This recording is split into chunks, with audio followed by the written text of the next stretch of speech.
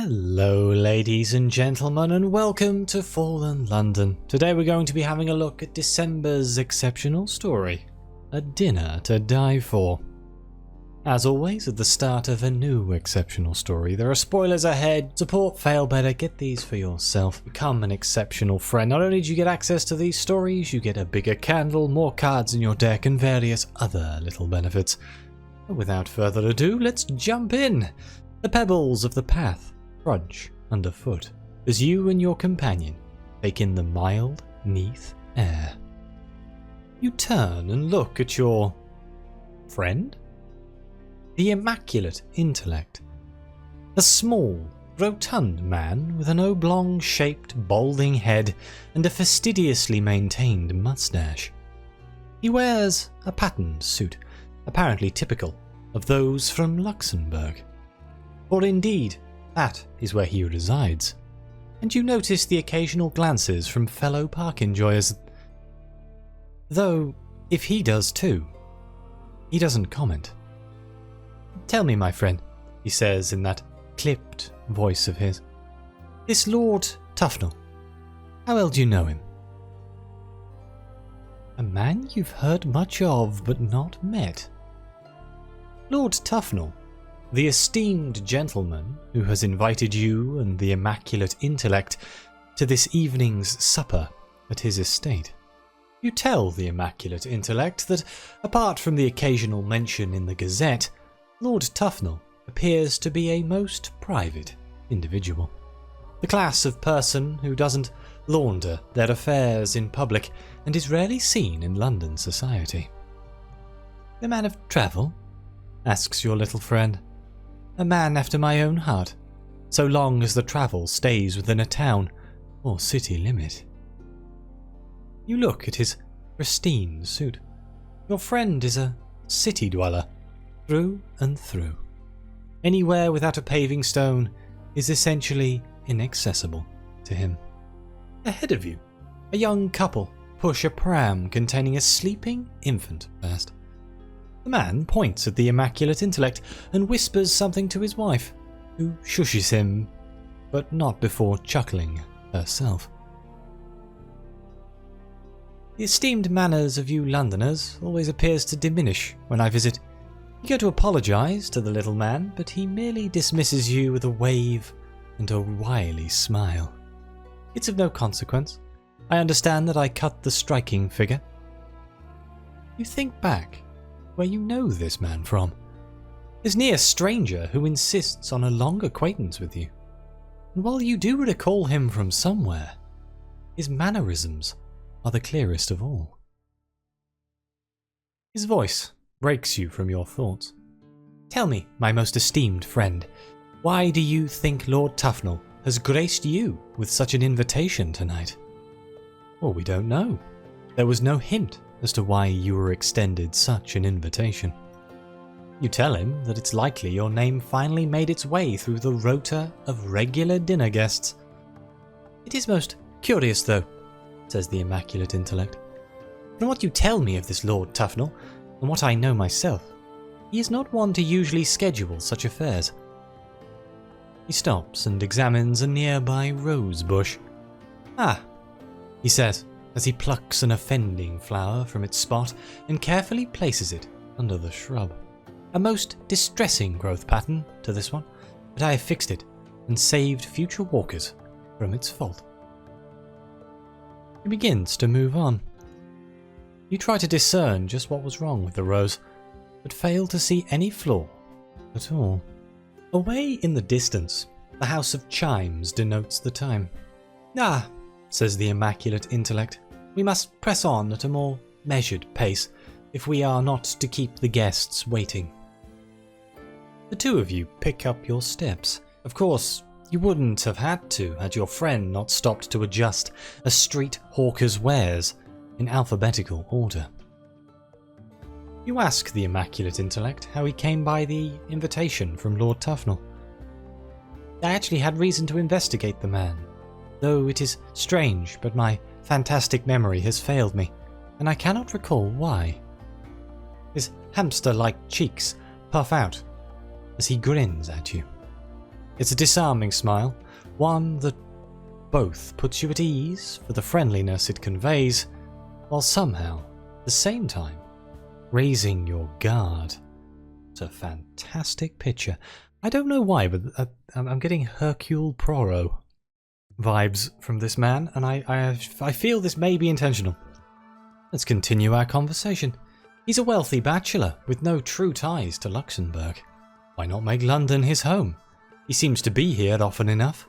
The immaculate intellect chuckles in that fussy, neat way of his that demonstrates the effects of mirth, but not its sound. You are not the first, nor, I imagine, the last to ask me such a thing. The truth is, I am very fond of your city, he sighs. But what can I say? I have a healthy propensity for the sun, that alluring ball of flame and gas that causes you down here such ill health. But death, he pauses. Death down here, it is a perplexing matter, one that I am both vexed by and terrified by. With that, he says no more, and you continue your journey.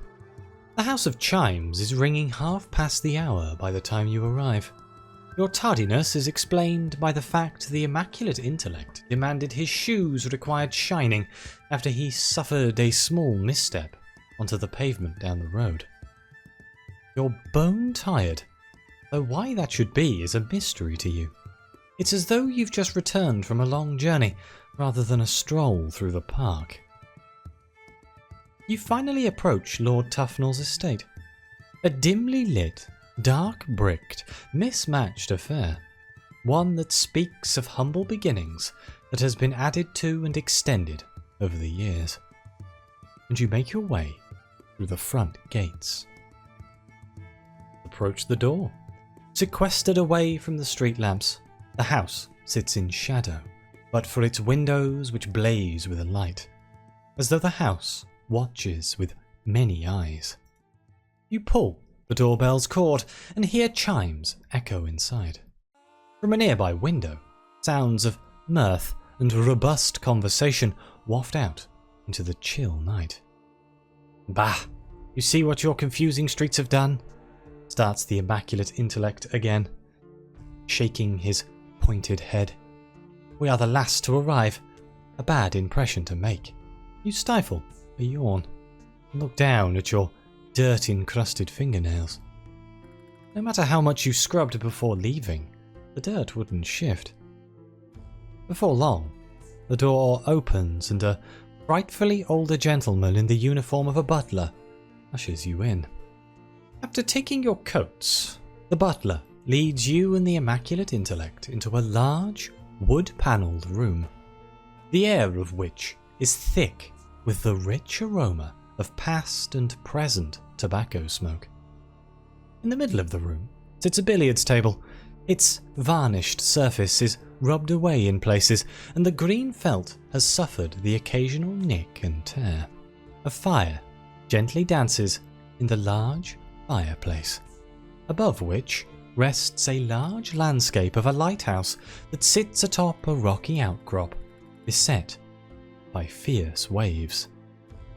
The immaculate intellect stiffens next to you, almost imperceptibly, so much so that you wouldn't have noticed had you clearly not known him for a long time. The room's leather seats groan and squeak as your fellow guests move and arise from them to greet you. A tomb colonist, dressed in an old soldier's uniform, stands to attention in front of you. Colonel Dashwood, he says, with vocal cords that seem to be on the brink of grinding themselves to dust, of London's Sharpshooter Regiment. Next, a smartly dressed fellow with a groomed grey beard and curly, slightly too long hair shakes your hand. Giles Griffins, he says, with a hint of a lisp in his enunciation. I am the curator of curios at the Prelapsarian Museum. A shadow darts across one of Giles' eyes. So I can either make conversation with Giles or I can share an aperitif with the Colonel. I guess we can learn about Giles? Why not? Let's make conversation. My work? Well, I suppose it is rather interesting, isn't it? He says in a way that indicates he knows full well that what he does is fascinating to the right person, and dreadfully dull to the wrong one. It's tough to get the Z to give up its secrets, he muses. But we found a diving suit that seemed capable of movement on its own. It took us days to crack open the shell. Inside we found bones and a vast, bloated eel nesting in the middle of them. Took some brandy to get over that one, let me tell you. He sips from his glass, and you can't help but notice his grime-coated fingers. He catches you looking and lowers his hand. This is all very strange, isn't it? Next to make her way to you is a member of the clergy.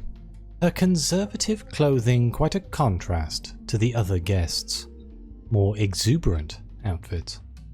Without a smile, she bows when she approaches you. Good evening. I'm Reverend Beatrice. She says in a tone that takes you back to your school days.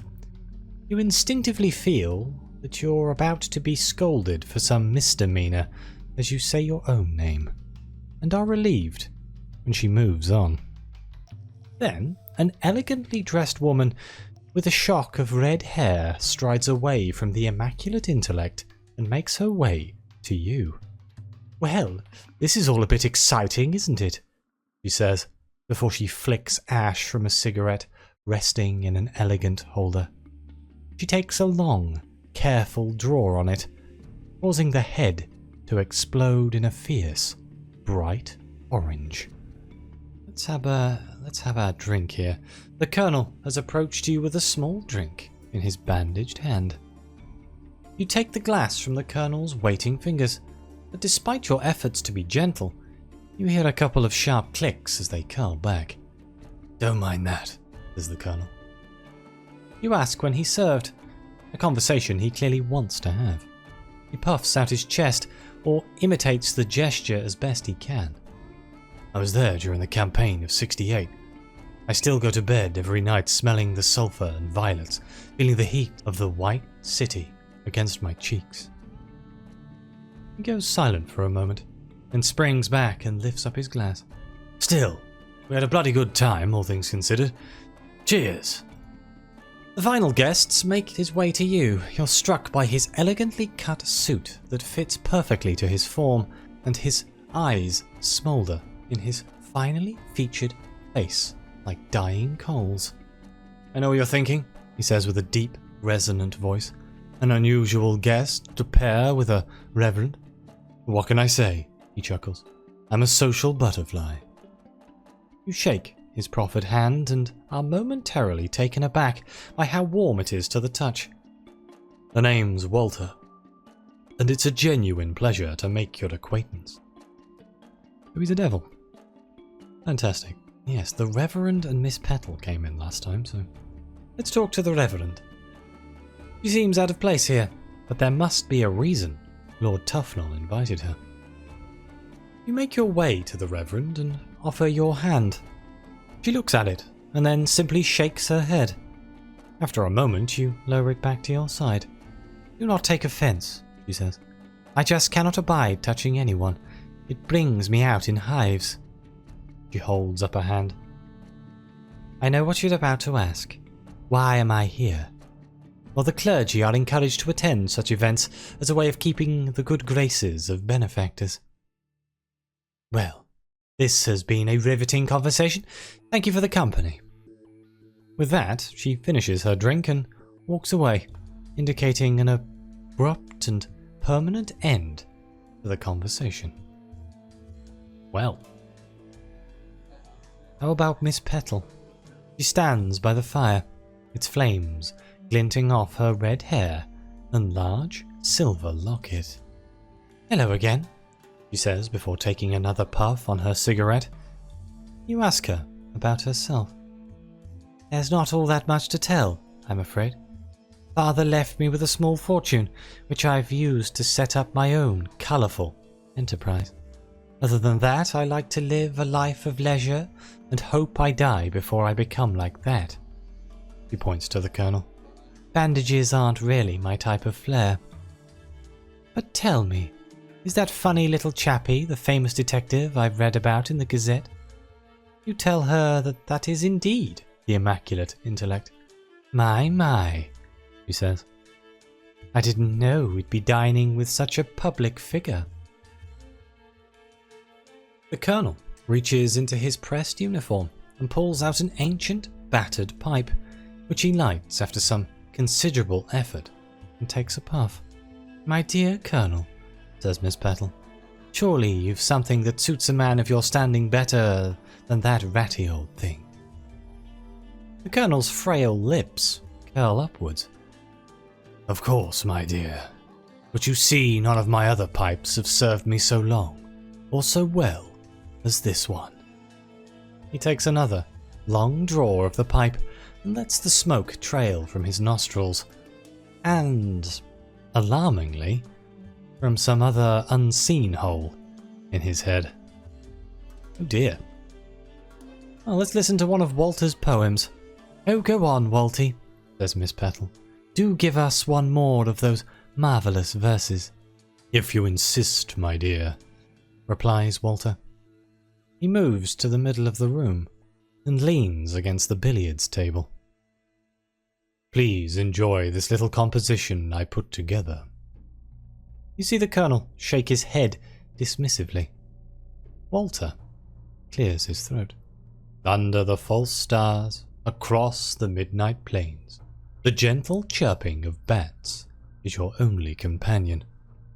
But fear not, my darling bud, for you have found me, or rather I have found you.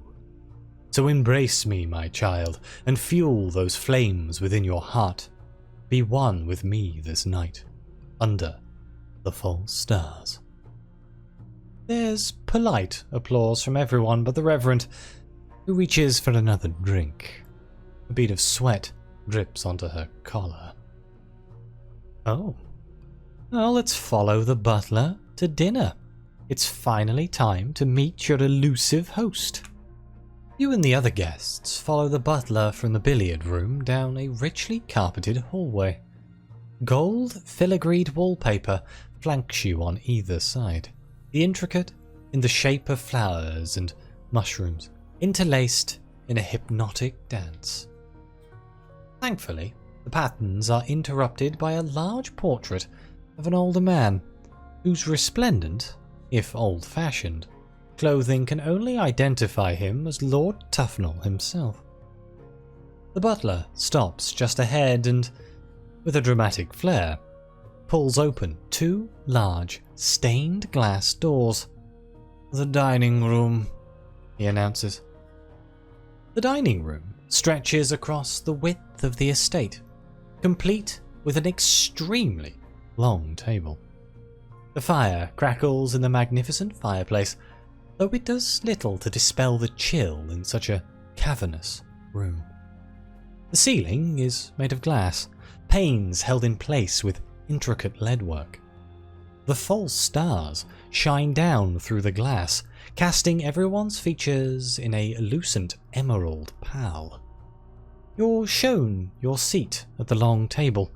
You're placed in the middle, with the immaculate intellect sat directly opposite you. Once everyone is seated, the butler moves to the head of the table, where Lord Tufnell is conspicuous in his absence. My lord begs your forgiveness, says the butler in that peculiarly aged voice, but he has been called away on urgent business. You mean to say you won't be here this evening? Says the Reverend, her sharp cheeks blushing. I do, replies the butler. Oh. Well, what business could be so urgent? How could your host not even attend his own dinner? I'm afraid I cannot divulge the details, says the butler. Suffice to say, my lord is most sincere in his apologies and begs your forgiveness. He also wishes that you all still enjoy tonight's dinner and festivities.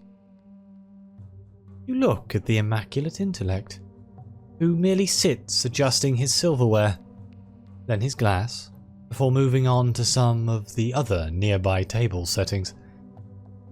"Damn," says Walter. "Looks like we'll have to entertain ourselves, and I've quite exhausted my repertoire." With that, the butler leaves to fetch the first course. "This is typical high society poppycock," says the colonel. "Pardon my language, but they're all the same, excepting your presence, Miss Petal." No, I quite agree, Colonel. You know me, I can't stand the various lords and ladies of London. Most have never worked a day in their life and dislike me for having made my fortune.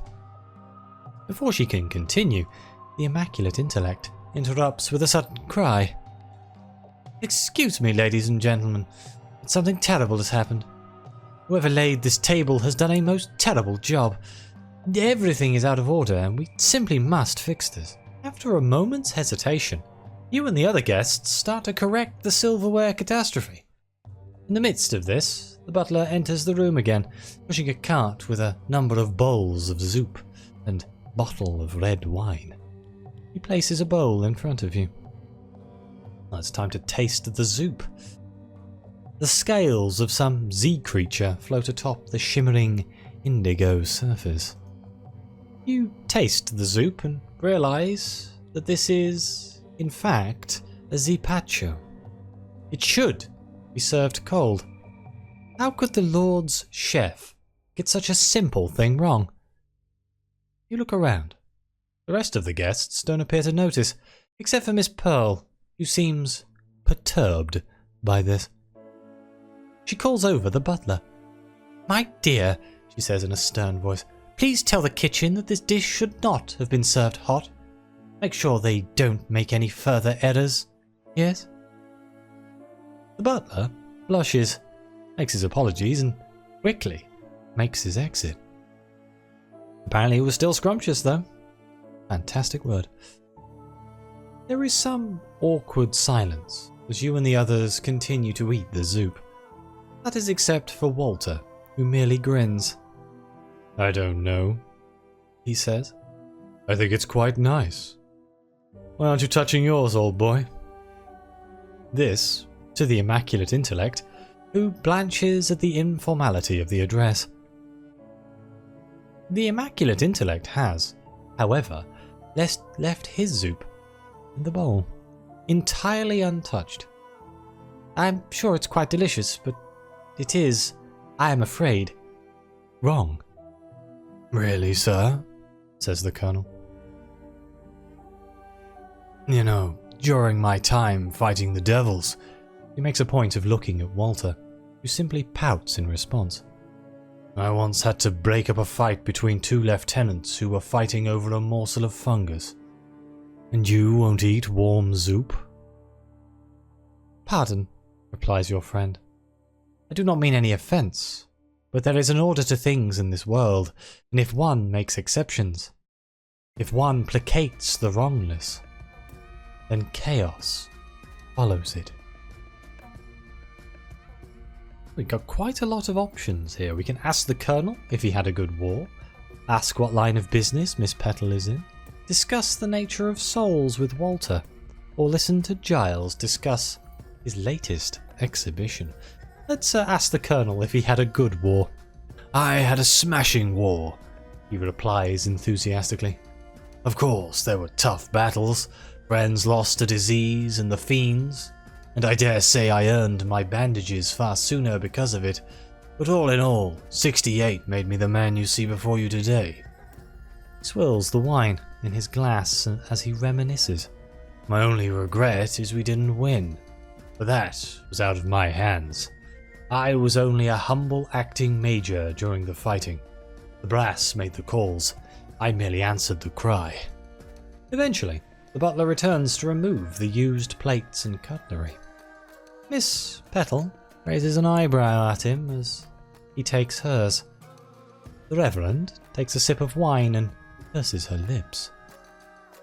This plonk is worse than what we have at St. Dunstan's. Walter laughs. Not everyone has access to the same ample treasury as the church possesses. Giles, who has largely been quiet up to this point, laughs. The Reverend shoots him an icy glare. Miss Petal leans across to you. And here I was thinking this evening was in danger of becoming dull. Okay, well let's ask what line of business Miss Petal is in. She's talked about her status and wealth, but where does it come from? You catch her in between sips from her glass and ask her the sensitive question.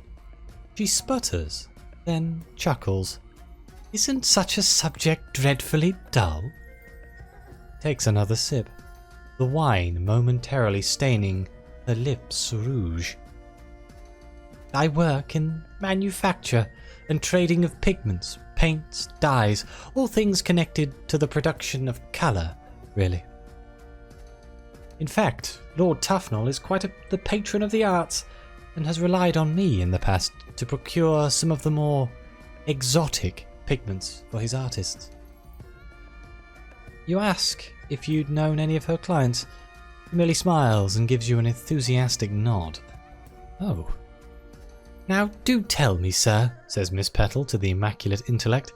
I know who you are and the cases you've solved. What was your favourite? And don't be shy on my account. Spare us not one grisly morsel. Captivate us. The little man pats his mouth with the napkin before gently folding it and placing it upon the table. Captivate? There is nothing captivating about wickedness. No.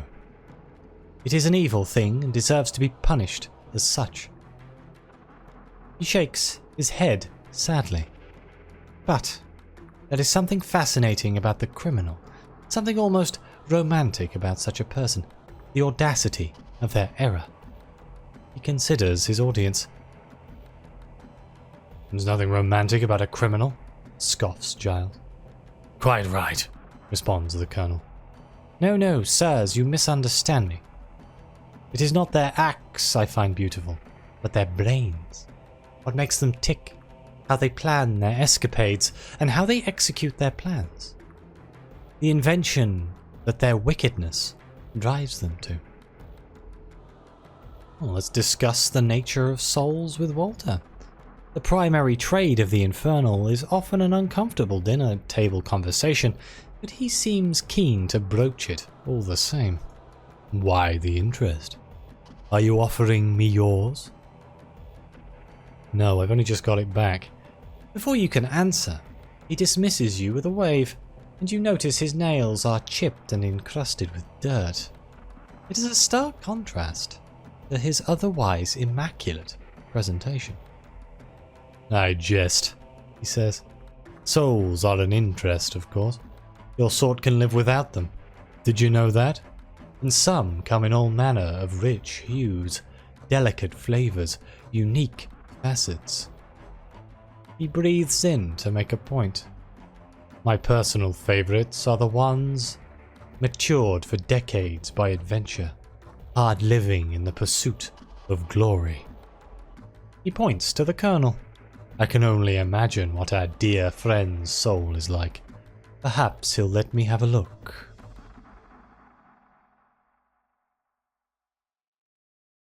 The main course is served at last. It is a fine catch from the Z that's been wonderfully roasted alongside a healthy portion of greens and seaweed. You start to eat. The flesh is not hot, but not cold either. Presumably it's lost much of its heat, as it is sat waiting to be served. Still, the wine that's paired with it is crisp and more than makes up for any plainness of the food. You notice the Reverend take a few small bites, followed by a large gulp of her wine. Then look around the room. Her face is drawn, her shoulders slack. Everything about her just seems bored. Let's listen to Giles before we look at the Reverend. He's evidently eager to tell people about his latest exhibition. What? Oh, sorry, I'm feeling a little strange. He winces and holds on to his stomach. My exhibition? Yes, it's been in the works for some time. The shadow swims back into view behind his eye. For the last few years, I've paid sailors to bring me whatever they discover on the open sea that they can't sell or eat. And now, I finally have enough that I'll soon put them on display.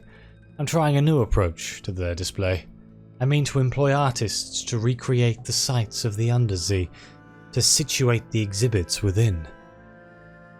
Why not simply flood the room to make it really authentic, says Walter. Giles laughs, but then stops when it becomes apparent Walter was being serious.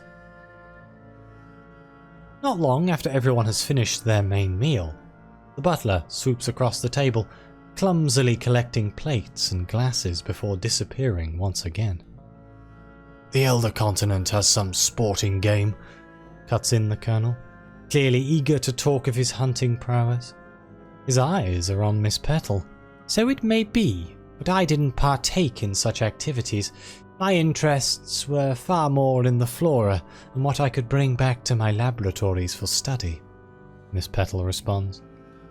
The butler re-emerges and places a bowl in front of everyone, containing what appears to be a sponge pudding. Plum pudding, cries Giles before wincing again. My absolute favourite. Remember, everyone, finding the marbled eye is good luck. Sits back, his breath laboured. After some time passes, he asks the butler when he'll set the puddings on fire. The butler hastily apologises and dashes around the table, holding a burning candle to the puddings. Each one is soon engulfed in purple, hazy flames. You tuck in. It's a heavy, sticky, stodgy meal, and it goes down wonderfully. Well, let's have a look at the Reverend. She looks like she's filing paperwork, not enjoying a relatively good meal. No, she replies. I would rather be back at my rectory, getting on with actual work instead of being here for no real benefit. She takes a large gulp of her wine. With Lord Tufnell absent, this whole evening is a waste of my time. I could be about my business. Oh, Reverend Beatrice, says Miss Petal. Not all our meetings can be about work, much as I prefer to be back on the continent than at this dreary dinner. At this, Walter perks up. Ah, the Elder Continent. Such a wonderfully dreadful place. I travelled there to get inspiration for more of my verses, but alas, it was no use. You notice the Reverend appears relieved to no longer be the centre of attention, though she does purse her lips at Miss Petal's casual mention of a mutual acquaintance. Let's finish the meal. With your stomach full of food and your head full of wine, the evening has accrued a most pleasant atmosphere. Walter is the first to exhale. A most satisfying meal. By your sort standards, anyway. Miss Petal nods. I agree. Now who's up for a nightcap and some more tales from our esteemed guest? She says and smiles at the immaculate intellect. His only response is a nod. You note that he has retreated into himself like a coiled snake, alert to threats. The butler clears his throat. Ladies and gentlemen, I will see to the coffees. In the meantime, Lord Tufnell has given his express permission to explore the ground floor and amuse yourselves as you see fit. With that, he leaves once more. Permission to wander the estate of a very rich and very eccentric London gentleman. Ooh, we get to actually have a look around his house. But I do think I shall leave this for the next episode. This isn't the bit of a weird break in the story, but we've set the scene. We're at a dinner table and now we've finished the meal and we're going to go exploring. Something is amiss here. I haven't quite worked out what it is, but dirt under the fingernails? Not really knowing how we got here or why we're here.